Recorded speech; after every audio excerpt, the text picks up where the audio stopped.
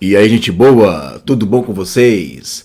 Então, vamos falar agora sobre a vinda de Jesus atrelado ao arcanjo Miguel. Mas eu quero mostrar para vocês que, dentro da visão assembleana pré-tribulacionista, eles entendem que o arcanjo Miguel ele é o príncipe defensor de Israel. Ele aparece nos momentos que é para defender Israel. E isso está atrelado ali ao texto de Daniel. E eu quero mostrar para vocês aqui uma matéria que é da CPAD. Deixa eu liberar aqui a tela para vocês. Olha aqui, ó. Isso aqui é da CPAD, tá? E você vai ter várias lições aqui, revista editora Betel, lições bíblicas jovens, CPAD, lições bíblicas adulto, CPAD, e também da Escola Bíblica Dominical, que é da CPAD, a EBD. Tá vendo aqui, ó, EBD, né? Tá aqui, ó, EBD da CPAD. E na lição 5 do terceiro trimestre do ano passado, de 2023, eles fizeram uma matéria voltado para o arcanjo Miguel. E olha que interessante, vamos chegar logo aqui no texto, quero ler com vocês aqui. Olha o que eles vão falar aqui sobre o arcanjo Miguel. Olha aqui, ó. Vamos ver. Arcanjo Miguel, ó. Olha aí, ó. A palavra arcanjo designa uma posição de chefia sobre os anjos, dotado de autoridade sobre larga área celestial terrena. O vocábulo arc significa chefe ou principal. O título de arcanjo é mencionado na Bíblia, Judas 9, 1 Tessalonicenses 4,16. E Miguel é o único anjo que recebe esse título. Ele é relacionado diretamente como protetor e guarda da nação de Israel. Ele é relacionado diretamente como protetor e guarda da nação de Israel. É isso que diz lá na revista da CPAD, na terceira lição do primeiro trimestre de 2023. Deixa eu só verificar se é isso aqui mesmo, essas informações que eu passei para vocês. Deixa eu ver aqui, vamos voltar. É isso aí, terceiro trimestre, tá? Quinta lição, terceiro trimestre de 2023. Então, eles apontam o arcanjo Miguel aqui como protetor e guarda da nação de Israel. Você sabe que a CPAD, a Assembleia de Deus, eles diferenciam igreja e Israel, né? Tem essa diferença aí na igreja e Israel. Muito bem. Então, eles entendem dessa forma. Agora, o interessante aqui é o seguinte, preste atenção. Vamos ler aqui o texto de Daniel, capítulo 12, versículo 1. Olha que interessante, que vai falar aqui acerca do arcanjo Miguel. E naquele tempo se levantará Miguel, o grande príncipe, que se levanta a favor dos filhos do teu povo. Preste atenção que a gente está explicando aqui, dentro da visão assembleana, pré-tribulacionista, que eles entendem que o arcanjo Miguel ele só entra em cena quando é para defender a nação de Israel, tá? E haverá um tempo de angústia, a qual nunca houve, desde que houve nação, até aquele tempo. Mas naquele tempo livrar-se-á o teu povo, todo aquele que for achado escrito no livro. Um livro aqui é o livro da vida, né? São o povo de Israel eleito da graça. Os de sangue mesmo, né? Que fazem parte da igreja, primogênitos, né? Arrolados no céu. Quando que isso vai acontecer? Está aqui a resposta, porque Daniel pergunta para o anjo, olha só. Quando será o fim dessas maravilhas? Está aí sublinhado. E ele responde: eu ouvi o homem vestido de linho que estava sobre as águas do rio, o qual levantou ao céu a sua mão direita e a sua mão esquerda e jurou por aquele que vive eternamente, que isso seria para um tempo, tempos e metade do tempo. E quando tiverem acabado de espalhar o poder do povo santo, todas essas coisas serão cumpridas. O que vai ser cumprido? Primeiro, vamos contextualizar aqui. Tempo, tempo, metade. Um tempo ele está falando da segunda metade da última semana de Daniel. Acabar de espalhar o poder do povo santo. É a perseguição da besta que sobe do abismo às duas testemunhas.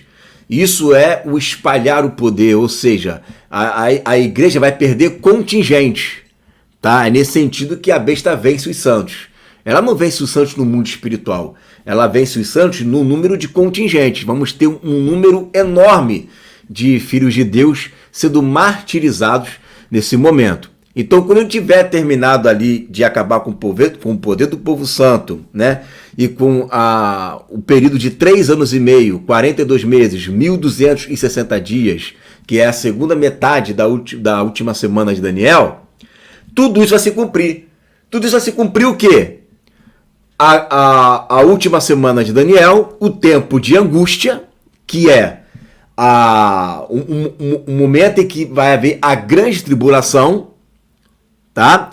E aí vem o arcanjo Miguel. Ele vem e livra o povo. Entendeu? É isso que ele está dizendo. E aí, tanto é que no verso 2 de Daniel 12 vai falar sobre a ressurreição. Então, o arcanjo Miguel aparece nesse momento aí. Só que se a gente for pegar a ideia de que ele só trabalha só para o povo de Israel, aí segue-se a pergunta, porque em 1 Tessalonicenses 5, 15 e 17 vai dizer assim, ó: dizemos-vos, pois, isto pela palavra do Senhor, que nós, os que ficarmos vivos, para a vinda do Senhor, não é? Uma coisa é a vinda, outra coisa é o arrebatamento, não estou entendendo isso. Aqui, vinda e arrebatamento é a mesma coisa. Vinda do Senhor, não precederemos os que dormem, porque o mesmo Senhor descerá do céu com alarido, com voz de arcanjo e com trombeta de Deus. Então ele vem acompanhado dessas 3 vozes: alarido, voz de arcanjo e a trombeta de Deus. Por que com alarido? Porque não é só a última trombeta que se toca. Os anjos também vêm com grande clangor. Está lá em Mateus 24. Os anjos vêm com trombeta. Tem o 7º anjo que toca sua trombeta. E também tem a voz do arcanjo que vem junto. Por que é a voz do arcanjo? Porque ele está junto. Quando diz que o mesmo Senhor descerá do céu com alarido, com voz de arcanjo e com trombeta, é que ele vem acompanhado com essas vozes. Então, se ele vem com voz de arcanjo, ou seja, o arcanjo está vindo com ele. Assim como as miríades de anjos que virão e descerão com ele também. E o texto diz que e os que morreram em Cristo ressuscitarão primeiro. Por que ele está falando isso? Porque lá em Daniel 12:2 fala da ressurreição. Fala daqueles que vão brilhar como estrela, como o sol, os sábios. Aí fala, e depois nós, os que ficarmos vivos, seremos arrebatados juntamente com eles nas nuvens, a encontrar com o Senhor nos ares, ou seja, nas mais baixas camadas atmosféricas, na Air, e assim estaremos para sempre com o Senhor. Por que o arcanjo Miguel está aparecendo aqui se ele só aparece para defender o povo de Israel? Isso eu quero saber. Se na lição da CPAD está dizendo que ele está relacionado como um protetor e guarda da nação de Israel. Quero entender essa equação. Se ele aparece como um protetor e guarda da nação de Israel, o que ele está fazendo vindo ali com Jesus, com voz de arcanjo, se para eles... Primeiro Deus tem um trato com a igreja e depois de 7 anos é que ele vai ter um trato com Israel. Então não faz sentido Jesus vir com o arcanjo aqui agora. Não faz sentido. Entendeu? O arcanjo Miguel não tem que aparecer aqui nessa cena. Ele só tem que aparecer, conforme diz o anjo lá, que ele só vem depois de um tempo, 2 tempos e metade de um tempo. Então ele não tem que aparecer junto com Jesus. Está errado. Não tem que aparecer. Jesus, então, teria que vir só a ele e os outros anjos. O arcanjo Miguel tinha que ficar lá até acabar a grande tribulação. Aí sim, quando fosse acabar a grande tribulação, aí ele vem com Jesus e com a igreja, seja lá o que os pré-tribulacionistas falam. Mas o que nós estamos percebendo é o seguinte, que Daniel 12, que é o único texto do Antigo Testamento que fala sobre a vinda do arcanjo Miguel, Paulo pega esse texto e fala, tá vendo aqui, ó, esse texto que fala sobre a grande tribulação, esse texto que fala sobre a vinda do arcanjo Miguel, esse texto que fala sobre os escritos no livro da vida, esse texto que fala sobre a ressurreição, tá tudo aqui em 1 Tessalonicenses 4. Porque em 1 Tessalonicenses 4, 15 a 17, vai falar sobre a vinda dele, vai falar sobre o arcanjo Miguel, vai falar sobre os santos que estão arrolados, né, no livro da vida, e vai falar sobre a ressurreição. Ele só não fala sobre a grande tribulação. Mas aí, quem lê Daniel, entenda. Eu vou ler Daniel, que é o único texto que fala sobre a vinda do arcanjo Miguel, eu vou entender tudo que está escrito ali. Então é interessante a gente frisar aqui o seguinte, os pré-tribulacionistas, né, as Assembleias de Deus, eles atrelam a ação do arcanjo Miguel para proteger a nação de Israel, só que ele aparece ali num raio de ação aonde é estritamente voltado para a igreja. Aí como que fica essa equação então? Não fecha, a conta não fecha. Então, como que nós entendemos? Que o arcanjo Miguel ele vem para guardar realmente os filhos do teu povo, seja judeus, seja a igreja, porque lá em Apocalipse capítulo 12, quando chegamos na metade da última semana de Daniel, ele está lá trabalhando a favor do povo de Deus, não é só do povo de Israel, é do povo de Deus, na metade da semana. Ele vai lá e derruba Satanás dos ares. Então, atrelar ele unicamente só para judeu é um erro crasso. Por quê? Porque ele aparece ali em 1 Tessalonicenses capítulo 4, verso 15 ao 17. Entende? Então, fica essa questão aí, muito interessante, porque a gente está entendendo da onde Paulo está tirando esse texto. Não tem diferença de trombeta de Deus e a trombeta do sétimo anjo. Qual é a grande complicação nesse texto? Porque um fala a trombeta de Deus e o outro fala que é uma trombeta de anjo. A trombeta de anjo é a trombeta de Deus? Ou não? Tudo que é de um ser que é servo dele, é de Deus também, porque ele é o Senhor que tem o domínio de tudo. É dele também. O sétimo anjo toca a sua trombeta. No momento que ele toca a sua trombeta, todos os reinos desse mundo passam a ser do nosso Senhor e do seu Cristo. Mas aí, ao ressoar a última trombeta, essa última trombeta, Paulo não especifica se é de Deus, se é do anjo, ele fala a última trombeta. Entende? Então a última trombeta é qual que é? É a última que tem que ser tocada. Não tem uma. Se é a última, é a última. E trombeta de Deus? Trombeta de Deus é a trombeta divina. Independente de quem o toca. Se é um anjo que toca, ele está tocando a trombeta de quem? Quem é o senhor dessa trombeta? Quem deu autoridade para que ele toque essa trombeta?